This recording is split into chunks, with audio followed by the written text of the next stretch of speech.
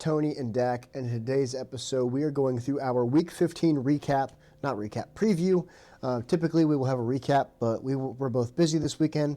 Weren't able to watch the football that we would like to watch, so instead of spewing garbage at you being box score watchers, which we hate, we are just going to be giving you a preview and doing our best to watch those games this weekend and get into all that fun stuff with more in-depth detail. But before we get into all that, we have our first and 10, which is our headlines, injuries, and maybe some questions, depending on what Dak's got for us. Yeah, so first off, this is week 16 preview. 16, sorry. Yeah. But week 15, some headlines to go into. There were some big games this week that had some big playoff implications, but also some playoff matchups that we could see later on, which was some pretty big games this week. The Rams Lions, good game. Packers Broncos, good game. Saints winning some divisional games is pretty cool to see. I guess how bad the division really is. The Chiefs dynasty is over for now. They won't be making the playoffs, and Chris Jones didn't even know it. Um, and we can't forget about that Bills Patriots game. What a classic that game was. Come back from the Bills. Josh Allen is still Josh Allen, is which we have been saying all year long. Yep. Yeah, so outside of that, we have some injuries. As Dak mentioned or foreshadowed, the Chiefs dynasty is over, at least for this year. Patrick Mahomes went down with an ACL tear. Rest easy. Get plenty of rest away from the playoffs, preferably. Micah Parsons tore his ACL as well, which really sucks because they're just about to get into the playoffs and have a nice little run. At least they're as expected. Packers are one of the favorites for the Super Bowl. And then Devontae Adams came up with a hamstring injury. And those are the three injuries that I have on my docket for today. Yeah, there's a lot of injuries that have happened. And stay tuned for later on the week for Waiver Wire Wednesday, which would come out tomorrow. We're going to talk about some of the injuries, some guys that you could possibly pick up if your guys are questionable. So stay tuned for that that comes out every week. But some of the questions I have for you, what are your thoughts on the Colts' playoff hopes? None. I called it earlier this season that the Jaguars were going to come in fast for first. And with Daniel Jones going down, I fully expect them to take first. Houston Texans are right on their tails. I expect them to take second. I didn't expect the Texans to come in as strong as they have because of how slow of a start they had. But I did have high expectations for the Jaguars, especially after watching them early in the season and seeing how they're like settling in now and their defense is still really solid. I don't think they have any crazy opponents the rest of this year either. So I could see them, they've got the Broncos this week and then Colts and Titans. I don't think Grandpa Rivers is going to take them to the playoffs, which really sucks that he lost his Hall of Fame eligibility for this year because of it. I don't see why he would have done that to himself unless he just really doesn't care about the playoffs, not the playoffs, Hall of Fame. Because I would like to think that there's no way he thought they were going to make it, but who knows? I don't think the Colts have a shot anymore, which really sucks for Jonathan Taylor at least. But it is what it is. It's a long season, so you got to take what you got and be aware that it's a long season and that you cannot count your chickens before they hatch, to say the least. I'm right there with you. Give me your two favorite teams that you think is going to come out of each division. So I just need one team from each division that is your favorite right now that's gonna make the Super Bowl. Patriots, Texans. Do I have to give one for the AFC North? No. I'm saying like from each. From each conference. Each conference. Each conference. Give me two from each conference that you think could possibly make that championship game. That changes it a little bit. Do I think the I Bills? low-key like the Texans. That Texans Patriots matchup would be pretty sweet. That would be really sweet. Game. I don't really want to see the Bills again, like the Bills Patriots again. I would like to see the Bills get to the Super Bowl, but I don't know. It's hard. Um, I'm gonna give you three just because that's what I can come up with: Patriots, Bills, and Texans. I don't think the AFC West teams have it yet. Justin Herbert's. I don't trust the Chargers, and Bo Nix isn't there yet. As for the NFC, I don't think the Eagles. They're too dysfunctional. Um, they beat the snot out of a bad Raiders team, but that doesn't mean anything to me.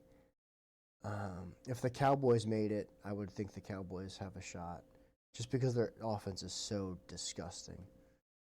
Assuming George Pickens is on his A game. Um, running actual routes. and yeah, the Rams, I would say, and if I like Sam Darnold, I would say the Seahawks too. I But trust the Niners more than I trust the Seahawks right I now. don't like the Seahawks. I don't. Well, let me rephrase that. I don't like Sam Darnold at all. Um, He didn't throw a touchdown. Philip Rivers threw more touchdowns than him this weekend. yeah. Hold on. Let me check the NFC just so I don't snub somebody and make The somebody upset with Lions. me. Oh, I mean the Lions. Yeah. You know what would be kind I of mean, the fun? Bears is crazy. I was Like gonna say the those three Bears. teams could be there right there from that conference Yeah. or from that division. Like there's three teams from the North and three teams from the West that easily could make the playoffs. Yeah. The Lions could mess around and miss the playoffs.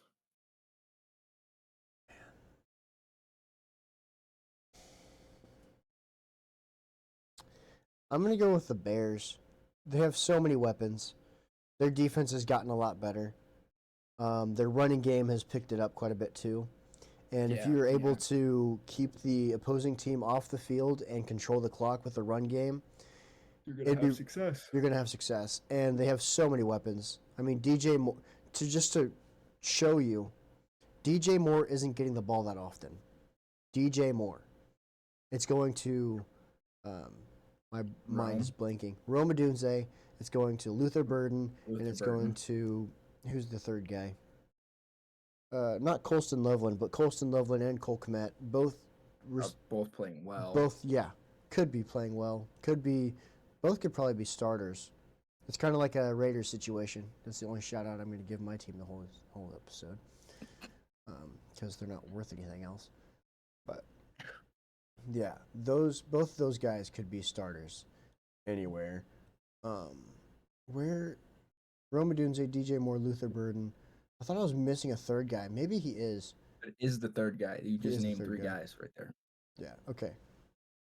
All Olamide Zacchaeus has 11 less targets than DJ Moore and 6 less catches. It's kind of crazy. Kind of crazy. And DeAndre Swift is actually playing good football now. So he's averaging almost 5 yards an attempt. That's insane. So pretty dang good. Pretty dang good. So we got Patriots, Bills, Texans, and we got Texans. Bears and Rams. Okay. I like it. I'm just gonna go ahead and say because I trust the Niners a little bit. I just think don't. their defense. I think their defense is what could hold them back, but the Niners are one game out of first place in the NFC. I know, number one seed. but here's the thing: it all comes down to coaching. It all comes down to quarterback for them, right? We know Kyle Shanahan's a great coach. There's nothing there, but it's always the quarterback, right? Which quarterback's playing? Brock Purdy, we've seen in the Super Bowl twice now? No, just once, and we saw him screw himself over. I don't want to hear anything about the defense. I don't want to hear it. So what? You have Mac Jones going to the conference championship? I don't know if I love that either. That's where it comes down to for me. I think Brock will be all right. He's also hurt a lot, from what I've heard.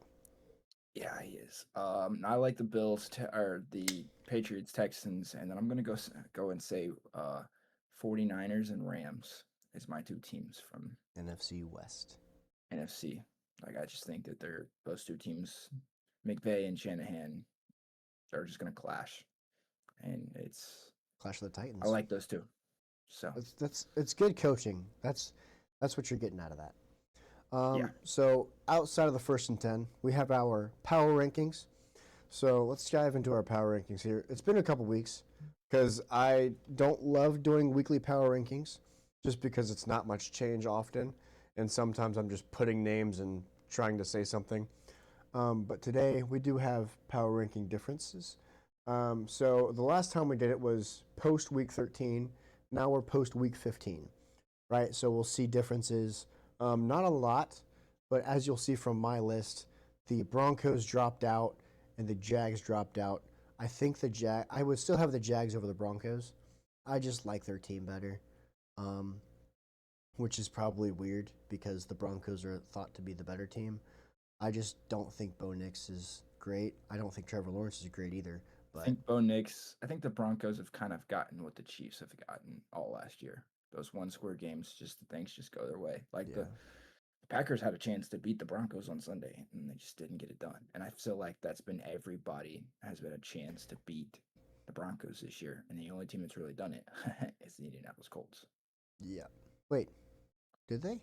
Thought they Yeah, lost. no, the Colts beat the Broncos Who did they week lose two. to? Did they really? Anyways, um, so now going back to now, the Rams are up to number one. Patriots dropped to number two because Yeah, they lost the game to the Bills, but it was so close. It's a yeah, divisional game. The Seahawks number three. I debated on putting them number four, just because I yeah. like Josh Allen a lot more than I like I went Sam ahead and did Darnold. that. Yeah. I Um, can trust I can trust the Bills more than I can trust the Seahawks. yeah.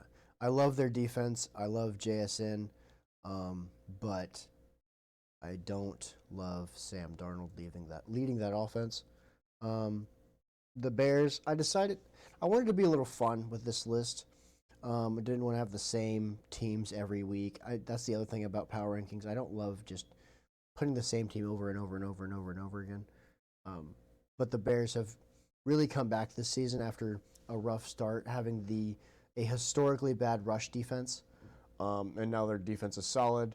They're finally getting starters back, and then their offense is coming into fruition.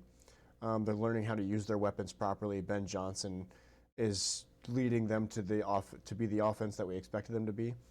When DeAndre Swift is running the ball well, that the coaching is really well done. And then the Texans have just been a fun story for this season, I would say. After a rough start, similar to the Bears, and then Davis Mills coming through clutch with a couple wins while CJ Stroud was hurt. And I now think that just they're gave them the spark. it I did, think that yeah. was just the spark. Like, hey guys, we can win football games no matter who's out here. When Mm-hmm. we get fully and we fully get going, we could be a fun, dangerous team. And I think it's D'Amico Ryan, correct, Mm-hmm. as the head coach. Yeah. He's got that team balling, Yeah. and I think they are going to be a nasty team in the playoffs. Yeah. I think it all comes down to how CJ Stroud plays. A couple weeks ago when I was watching their game, he was missing the intermediate he was missing the deep routes. So if he can hit a couple deep shots, they'll be in much better shape, especially for the playoffs where you gotta sprinkle in those explosive plays, and if you can hit on them, then you're going to be much more squared away with momentum being swung to your side if you believe in such things. I do. So let that be what you will. Dak, you have anything to say about your list? Yeah, it's like I kind of can echo everything that you said. Like I said, I do trust the Seahawks more than I do trust the Niners more than I like the Seahawks, but the Seahawks just have a better record. And I think their defense is probably one of the best defenses in the NFL, if not the best. But I look at a lot of these teams, and I look at the Texans, I look at the Patriots, and I look at the Seahawks, and I'm like, these three defenses are probably the three best defenses in the NFL right now, outside of maybe Jacksonville. Like, those are the reason why these teams are up here. I wouldn't necessarily say because of their offense is so as explosive, like the Rams, like the Bills, and like the Lions. I think that's why those three teams are up here as well. But I think the most complete team right now is the Rams, and I think that's why they're at number one. Yes, I know they lost to the Panthers, but the Panthers are a decent football team. Um, when they win the coin toss, the Panthers, I don't believe, have lost a game when they've won the coin toss. It's pretty weird. Look into it. I'm pretty 99% sure I'm right on that. But I just like the Lions because like they are a very explosive team, and I think they have the playoff experience. And it's kind of reminds me of the same situation as the Bills. Just the Bills have Josh Allen that's probably going to be able to take him a little bit farther, and that's why I mentioned earlier that I have them at 3 instead of 4, because the Seahawks didn't score an offensive touchdown and won the game this weekend against a banged up Colts team by kicking 5 field goals. Yeah. Question: why do you have the? So are the Lions on this list solely because their offense is disgusting when they want to play football, right? Yeah, and I just think because of how aggressive they are, I think they can just if they make the playoffs, I think they're going to be a very scary team. I think because of how good the NFC is, they can be the team that gets bumped out, which is kind of scary. Um, but I think their offense is just so scary, and their defense, they have a good defense. They've just been hurt with injuries all year. Terrion Arnold, I believe, is out for the year. That's a big loss on that defensive back. Hmm. But I think you can't count out Dan Campbell. I think he's probably one of the best motivating coaches in the NFL, and you just can't count him out. You just can't. And I think the Packers could mess around and lose and miss the playoffs, or the Bears could. Um, like one of those teams is not going to make it because of the simple fact that not 3 teams from that division is going to make it, along with 3 teams from the NFC West. And I think there's no doubts that 3 teams from the NFC West will make the playoffs. The Rams are going to make it, the Seahawks are going to make it, and the 49ers are going to make it. They have 3 of the best records, and I don't believe they're having that hard of a schedule outside of the Rams playing the Seahawks this week. Yeah. Like one of those Bears, Packers, Lions are going to miss the playoffs, and we're we're going to find out who it is in about 2.5 weeks through 3 weeks. But I just trust the Lions. Hmm.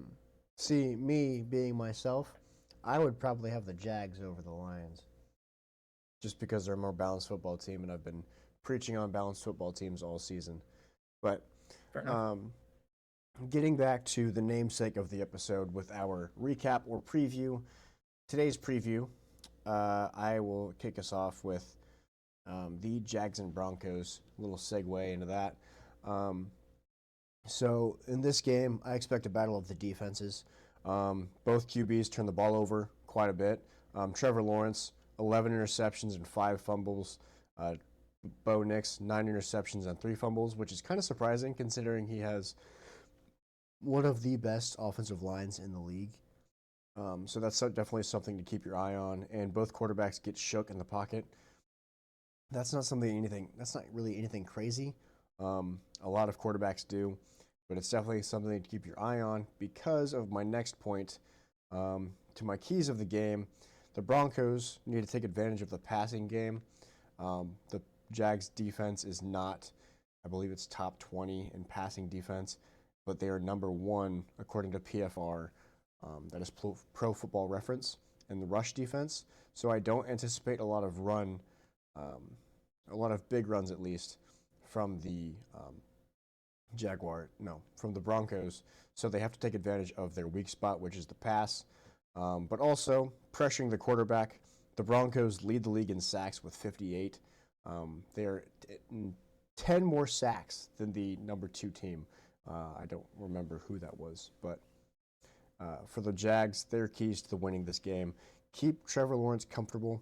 You cannot allow him to turn over the ball because Sean Payton will dial up something on offense and get his team in the end zone. Um, get the run going. Travis Etienne is averaging 4.5 yards per carry, which is really freaking good. And if you can get From the him rolling, revival year. yeah. And if you can get him rolling and get an early lead, you can keep their defense from pulling, or their defense is going to have to pull punches, which in turn keeps Trevor Lawrence more comfortable because they're not allowed to blitz as often because they have to be And they're more in not going to coverage. turn the ball over with him throwing the ball. Yeah, because if they're running the ball well, he's not going to throw the football. And if they're not blitzing as often, he's going to be less pressured, allowing him to read the field a lot better. So, with that being said, I think the Jags are going to win this game. I don't really have a score prediction. Um, I'll say 28-24. Just throw something out there. Um, just because I think the Jags are a more balanced football team. Trevor Lawrence, I like a little bit more than Bo Nix. I don't really love either of them, but I also like the Jaguars' weapons more on the offensive side. I love Jacoby Myers, a little bit partial because of the Raiders. Parker Washington's been really solid for them. Cortland Sutton's the only bright spot, in my opinion, for the receivers for the Broncos. Yes, Troy Franklin is awesome for them. Marvin Mims is solid too. I know I'm missing somebody, but they're just not needle movers for me. They're too inconsistent. They haven't been able to string together big games. Both Parker Washington and Jacoby Myers have done that this season, and that's what I'm looking for when it comes to a real needle mover and a real key to the game. And the Jags have more plus players than the Broncos on the offensive side, in my mind. So my game preview is going to be my two favorite teams, the 49ers and the Colts take on Monday Night Football. I just looked into finding tickets for that game. I will not be going to that game, guys. Two very loaded squads that have been dealing with a lot of injuries this year. As we know, we've mentioned, Daniel Jones is out, and who knows if Grandpa Rivers is going to be playing, or if Anthony Richardson's going to be playing, or I if hope. Riley Leonard's going to be playing. Can the Colts um, get going with the run game? Can Lou stop the 49ers offense? But on the flip side, the 49ers don't have very good success against the Colts. They're 18 and 27 all time against the Colts. Not pretty great success, below 500. I believe it's one of the only few teams that the 49ers have a below 500 record against all time. Um, but the run game is what's going to really win this game. Can the Colts get going with the run game with a depleted 49ers defensive line? And can they feed Jonathan Taylor? And then on the flip side, can the 49ers get their run game going and set up their play action pass and set up downfield shots that Kyle Shanahan likes to draw up here and there? Or what I think the key to the game is Christian McCaffrey's gadgety wise. I think the 49 or the Colts are going to have to key on Christian McCaffrey. You have to. If you don't, he's going to eat you up. And I think last week the Titans tried to do it a little bit, and McCaffrey didn't have as good of a game on the receiving end. But with the Colts depleted secondary right now with two starting corners out. Who knows what they're going to do with Christian McCaffrey, because McCaffrey is not a running back when you put him in the slot. He is a true wide receiver when you put him in the slot. Um, and he needs a corner on him. He does not need a linebacker because he will eat the linebacker alive. Um, and but on the flip side, they're two teams looking to try and get into the playoffs. Both teams probably not going to win their division. Colts really need to get to win at least two out of the next three, and the Niners just need to stay on this winning track in order to get them into the playoffs, because they have one of the best records in the NFL. But it there's also two teams in their division that also have two of the best records in the NFL. Um, Stay healthy, get into next week. I'm taking the 49ers here to win 20-13. Yeah. Okay. So that will kick us into our final segment of the episode, our 2 minute warning. For those of you that are new here, welcome. We will be giving our hot takes, a little succession of hot takes for the last 2 minutes each. So we will each get 2 minutes on the clock to give hot takes. I'm going to let Dak go first because I'm writing some down, because for once in my entire life, I have some and they're not Raiders related. So I'm just jotting some down real quick, some notes, and then we will get into that. But before we get to mine, Dak, go ahead and kick us off. I don't have very many. Oh, well, darn it. I know that there will be a quarterback change for the Miami Dolphins, if not this week, next week. Um, Shadur Sanders is only the bridge quarterback for the Cleveland Browns because Deshaun Watson will probably be the starter next year, and Shadur Sanders will be quarterback two in that depth chart. Um, I'm going to need a new co host. I'll take applications in the comments below. Fernando Mendoza will not be the number one overall pick in next year's draft. Although he did win the Heisman, I don't think the Jets nor the Titans nor the Giants will be selecting a quarterback in next year's draft. So um, he'll probably slide down to 5 or 6 in next year's draft, as I think Kyler Murray will end up in a Jets uniform next year, and the Arizona Cardinals will be moving up in draft boards next year to try to get a quarterback in next year's draft and get rid of the high contract that Kyler Murray has on him. I don't know what kind of supplements you've been taking lately, but they are overly high dosage, and you need to find a new doctor because every one of those hot takes is absolute baloney.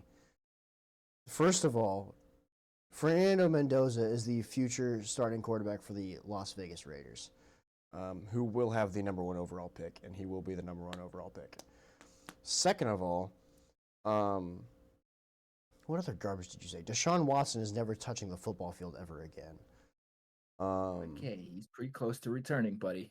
He's trash. He's not going to touch the football field. You think Shadur Sanders is bad press?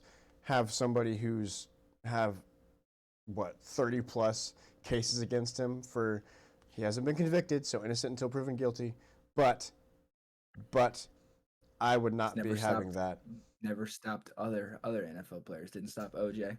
Yeah, I certainly would not have him starting at quarterback for me.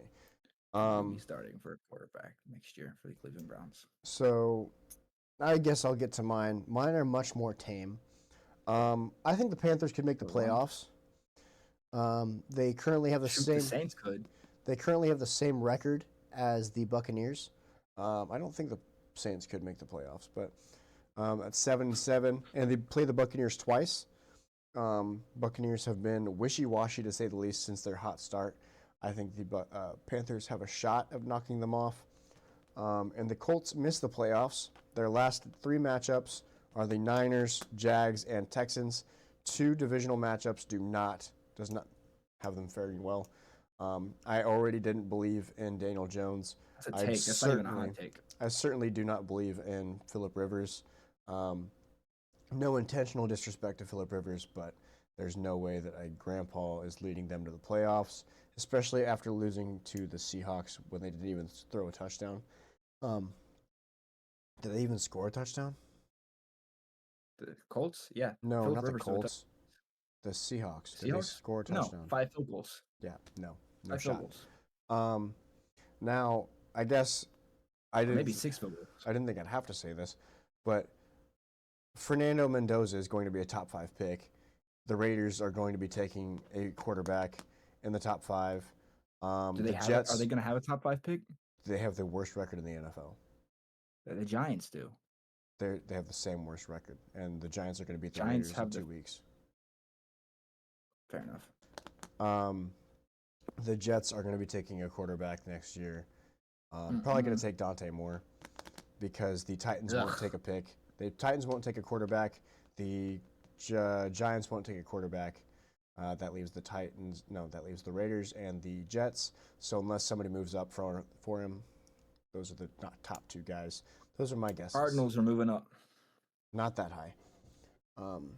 Not when they're winning games with Jacoby Brissett. Yeah. Clearly, Kyler Murray is the problem. Oh, I know. He should have never won Offensive Rookie of the Year over Josh Jacobs. All right, that was that touched. That was a deep pull right there. Yeah, it did. Dude, I've been watching Derek Carr edits over the last couple of days. My heart's still broken. I can't wait for him to come back. I don't know where he's gonna go, but I hope he plays football again. I need a true retirement tour. I need a. He's gonna get the Chris Paul treatment. He's gonna be playing, and then he's gonna get cut. I need a John Cena retirement tour out of Derek Carr. That's what I need. 2 a.m. See ya, buddy.